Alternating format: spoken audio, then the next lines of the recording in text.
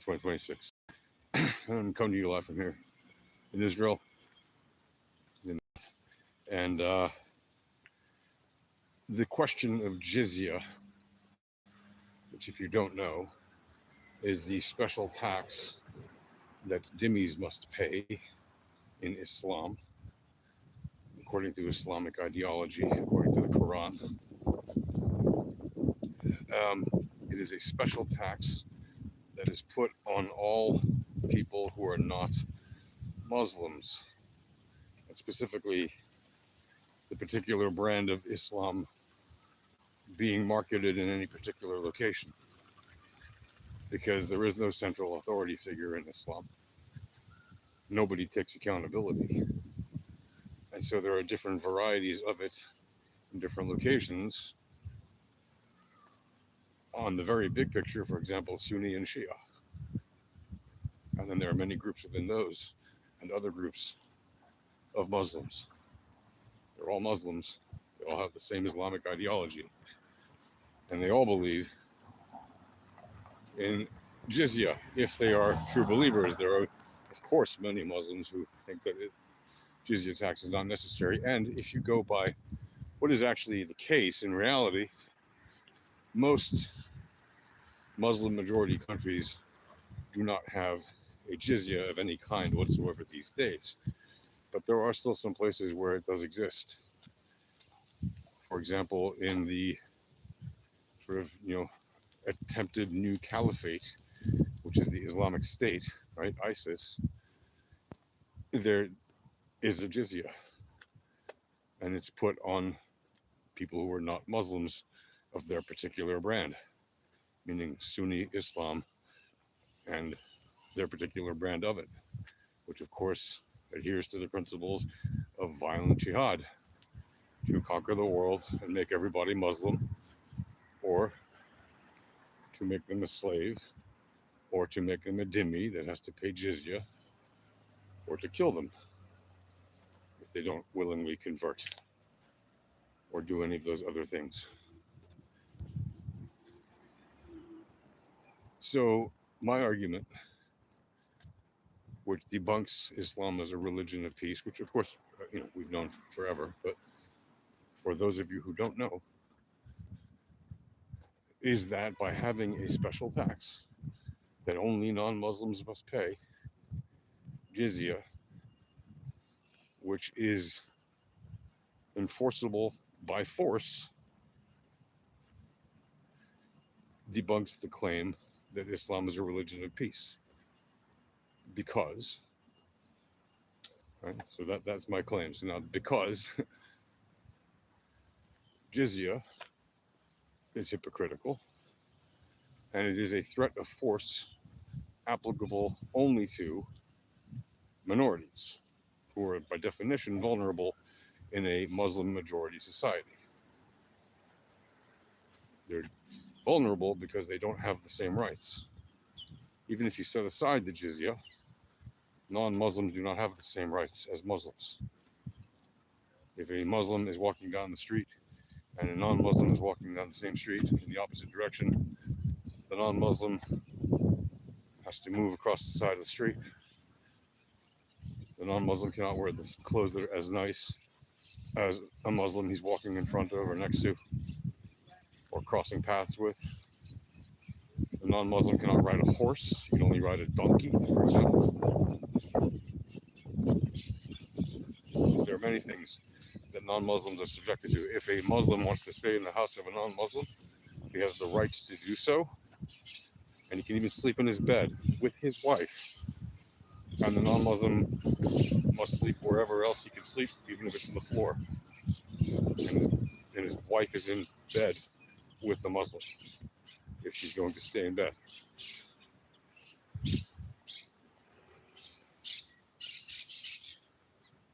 These are things that are taught by the way, imams, and you can watch these videos of people literally saying these things all over the internet. You can see them on Memory TV, you can see them in various websites that cover outrageous things.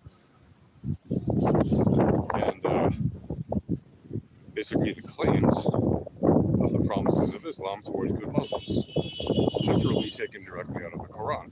And the Hadiths are in it, although they're in there too. So if that isn't an aggressive and offensive form of tax, you tell me what is, because I'm all ears. How would you like it if, just because you're not a Muslim, all those terrible things have to happen to you? It doesn't matter if you're Christian, Jewish, Alawites, Kurd, Druze, Yazidi, Buddhists, doesn't matter. Atheist, agnostic, whatever. Shia Muslim, if you're in a Sunni majority place, or Sunni Muslim, if you're in a Shia majority place, doesn't matter. You're subjected to it. And on top of that, you think that no other people group can apply a similar type of reverse jizya upon you, whether it's a Jewish jizya upon you, a Christian jizya upon you, whatever it might be, right? A jizya that's set on Muslims, just like that. If you live in a Christian majority country, or if you live in Israel, Jewish majority country, or if you live in India, a Hindu majority country, etc., etc.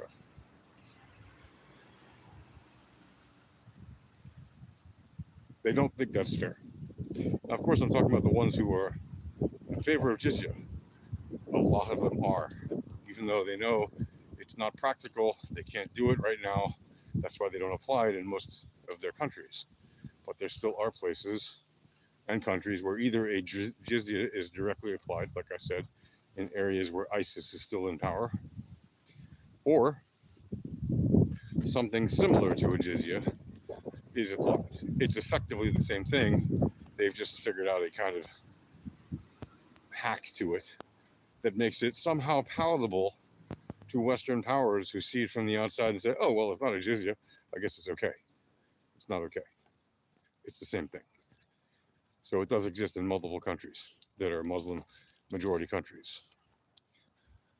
So you get this argument from people who are Muslims who say, no, it's totally right that it's okay to do it one way but not the other. And when you press them on it, they just say, oh, forget it. They don't want to talk about it. Right? They can't defend that position because it is indefensible. Even a child can see it's an indefensible hypocrisy. And yet they do it. Why? Right? That's the question. What is the point of taking such a stand on such an indefensible position? Why would you do that in a world where we have communications, we have satellite technology, we can relay information about this kind of nonsense instantly. People can learn about how crazy this is. And yet they persist with that ideology. It's a hateful ideology. It is a supremacist ideology. People who say that Islam is not supremacist, that right there is demonstration of supremacy. Right? To say that it can apply one way but not the other, it's supremacy. There is literally no other way to look at it. Whatever excuses they will tell you, oh, we protect the people that pay the jizya and they don't have to serve in our army as a result. And the jizya isn't a high tax compared to the zakah, which is the tax that Muslims pay, is all lies. They don't protect those who pay the jizya.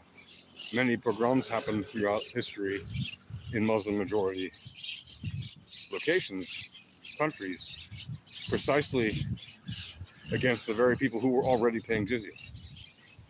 And they caused those pogroms and killed many thousands of people, Jews, Christians, Yazidis, etc., Alawites, Kurds, you name it.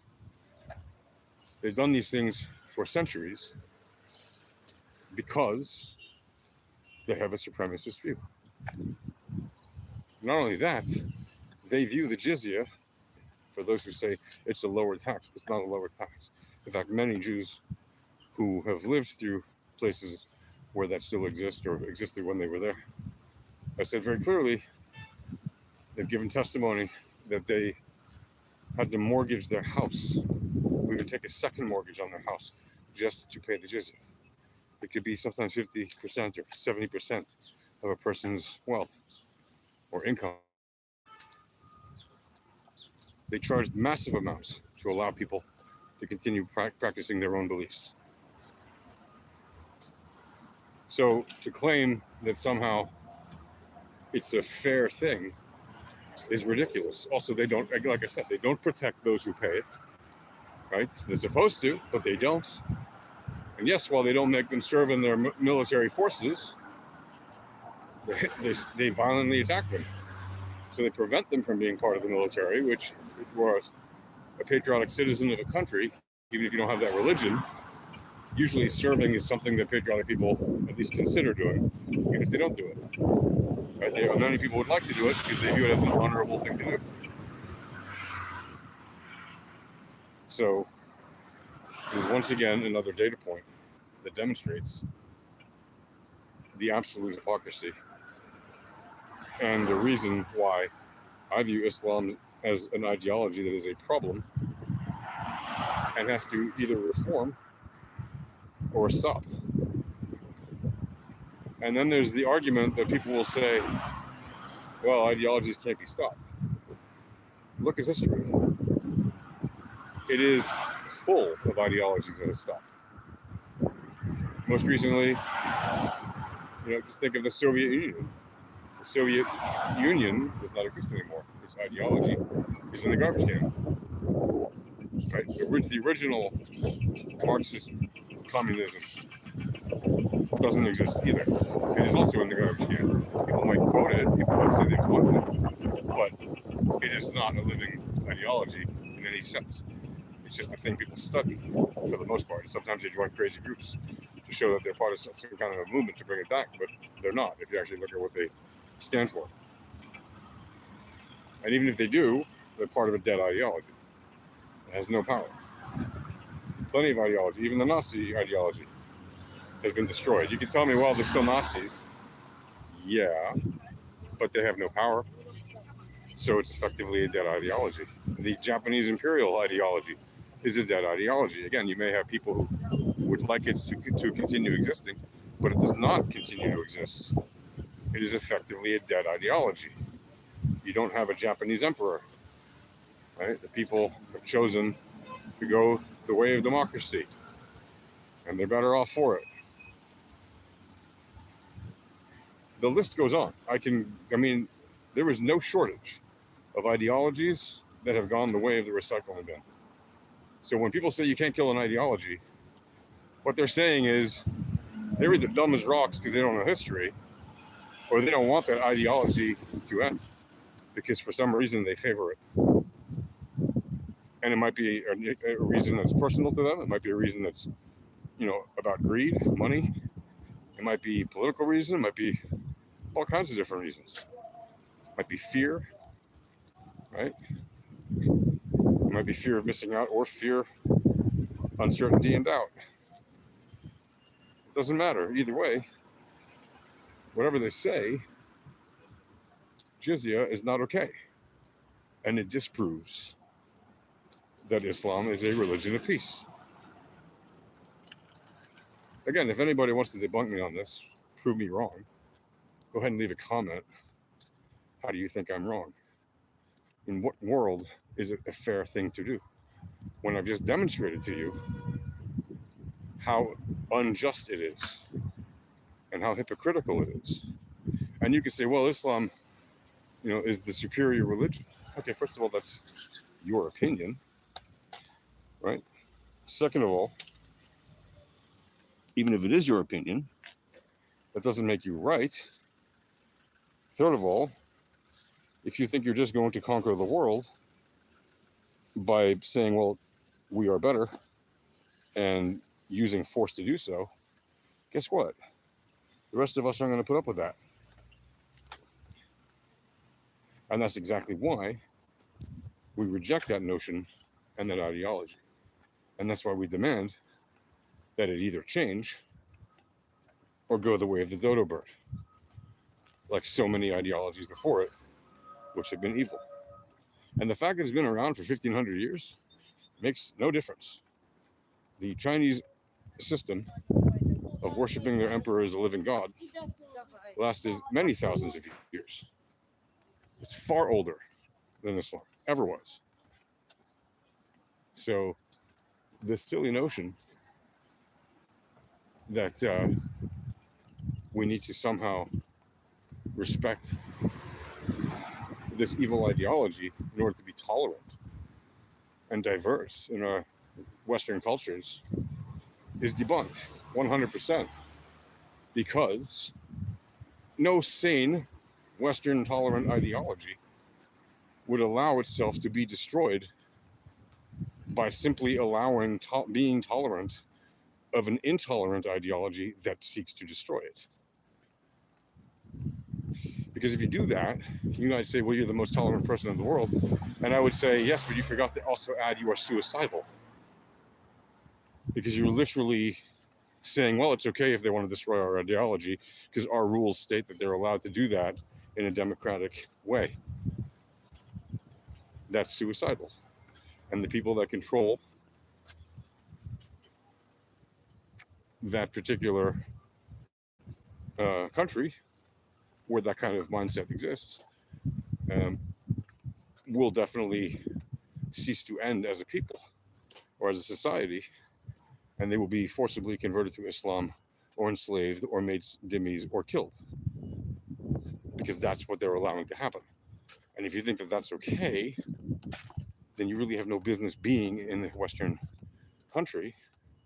And if you were granted citizenship in such a country because you came there as refugee and you applied for citizenship eventually and you worked your way to get it, I still think you should be able to be deported, because you are literally undermining the society that is hosting you, and that is treason.